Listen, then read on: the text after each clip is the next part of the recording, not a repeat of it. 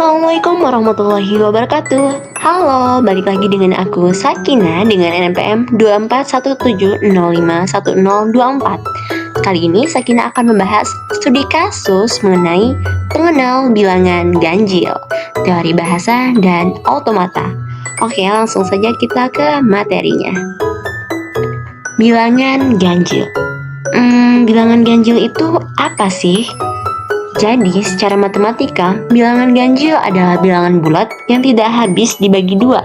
Contohnya di dalam kehidupan sehari-hari adalah 1, 3, 5, 7, 9, dan lain-lain. Oke, itu kan bilangan ganjil. Nah, di sini pengenal bilangan ganjil tuh apa sih? Jadi, pengenal bilangan ganjil atau odd number recognizer adalah sebuah mesin abstrak atau DFA yang bertugas membaca rentetan input biner dan menentukan apakah nilai bilangan tersebut ganjil atau genap. Nah, menurut sudut pandang komputer di dunia biner, ganjil atau genap itu jauh lebih gampang dilihatnya loh. Coba yuk kita lihat pola ini. Ada angka desimal 2, 4, 6, 8, 10. Ini kan angka-angka genap yang kita tahu ya. Nah, ini untuk di biner, apabila kita konversikan ke biner, angka 2 itu adalah 10, angka 4 adalah 100, 6 itu 110, 8 adalah 1000, 10 adalah 1010. Nah, kalau kita lihat polanya ini untuk semua bilangan genap, digit terakhirnya pasti apa? Ya, benar, pasti 0. Nah, coba kita bandingkan dengan yang ganjil di sebelahnya. Kita punya angka 1, 3, 5, 7, 9 dalam bentuk desimal. Apabila kita konversikan ke bilangan biner, 1 itu adalah 1, 3 adalah 11, 5 adalah 101, 7 adalah 111, 9 adalah 1001. Dan dari pola ini berbeda kan? Untuk yang ganjil, semua bilangannya itu digit terakhirnya pasti 1. Nah, kita bisa simpul ini. Di dalam biner, bilangan ganjil adalah bilangan yang bit terakhirnya atau last second bit adalah 1. Nah, kalau yang sebelumnya kan kita bahas tentang paritas genap. Kalau itu kita masih rada pusing mikirin berapa sih jumlah 1 di angka yang kita punya atau nilai yang kita punya, jumlah satunya. Kalau ini kita nggak perlu ngitung berapa jumlah 1, tapi kita fokus langsung ke bit terakhirnya. Apakah itu 0 atau 1? Kalau 0 berarti dia genap, kalau 1 berarti dia ganjil. Nah, ini kita representasikan dalam bentuk FSM-nya. Nah, kita ada tabel fungsi transisinya, di mana ada state genap dan state ganjil. Apabila inputannya 0, state genap ini menjadi genap.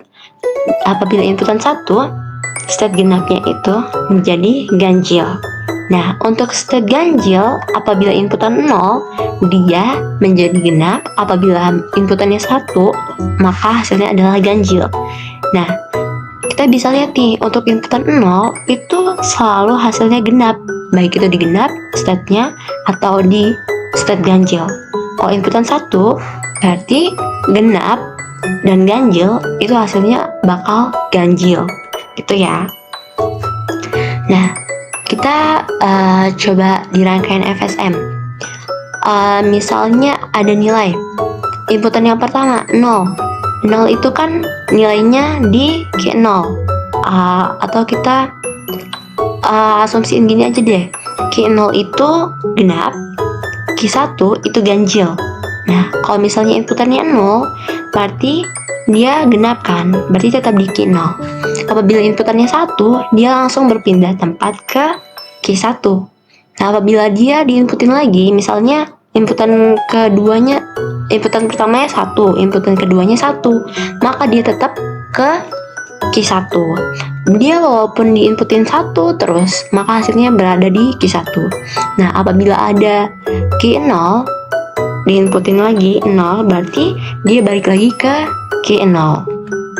Seperti itu. Intinya kalau misalnya inputan terakhirnya itu 0, dia pasti berada di Q0. Apabila dia terakhir bitnya itu 1, inputannya 1, dia akan berpindah state ke Q1. Seperti ini. Untuk yang genap akhirnya 0 dan ganjil akhirnya A adalah 1. Nah, untuk ganjil ini dia final state-nya atau bilangannya diterima oleh mesin. Kita punya contohnya nih. Dalam biner yaitu 100 atau 4. Nah, belakangnya kan 0 nih, berarti dia genap. Dia ditolak oleh mesin.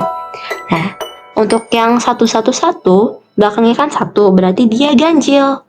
Nah, dia akan diterima oleh mesin bilangannya. Nah, kita ada lagi 10101. Terakhirnya kan belakangnya 1, berarti itu bilangan ganjil. Maka nilai yang terakhir akan diterima oleh mesin. Nah, hubungan dengan automata tuh apa sih sebenarnya? Jadi, coba kita ingat-ingat lagi nih konsep konversi desimal ke biner. Nah, nilai tempat biner itu kan sebelum-sebelumnya ada nilai kayak 64, 32, 16, 8, 4, 2, 1 kan. Yang 2 pangkat sekian. Terus, semua angkanya di depan itu 2, 4, 8, 16 itu adalah kelipatan 2 atau kelipatan yang genap. Nah, satu-satunya yang bikin sebuah angka jadi ganjil itu kan apabila digit paling belakang yang nilainya itu 1 kan. Nah, misalnya nih, kalau digit belakangnya itu 0, genap, ditambah lagi genap, digit akhirnya 0, itu kan tetap genap. Nah, kalau misalnya digit belakangnya 1, itu kan genap, ditambah 1, dia hasilnya bakal ganjil. Jadi, yang kalau misalnya ditambah 1, hasilnya itu pasti ganjil di akhirnya. Nah, inilah alasannya kenapa FSM pengenal bilangan ganjil ini yang kita buat tadi logikanya hanya fokus pada digit terakhir. Nah, ini bertujuan untuk mesinnya tidak perlu pusing ngitung angka depannya. Lalu mesinnya itu nggak perlu lagi jumlahin semua angkanya. Kalau yang genap itu kan sebelumnya kita sudah bahas yang studi kasus genap, itu dia perlu jumlahin semua angkanya. Kita cari angka satunya itu ada berapa. Nah, di sini nggak perlu. Nah, jadi mesinnya itu cuma perlu melototin, maksudnya kayak ngeliatin angka yang baru aja masuk gitu, angka terakhir yang baru diinputin. Kalau misalnya masuk 1, inputannya 1, oke, berarti dia ganjil, maka bilangan tersebut diterima oleh mesin. Nah, apabila masuk 0, ya bilangannya genap, dia bakal ditolak oleh mesin. Seperti itu. Oke, sekian materi yang bisa Sakinah sampaikan. Lebih kurangnya terima kasih dan mohon maaf. Wassalamualaikum warahmatullahi wabarakatuh.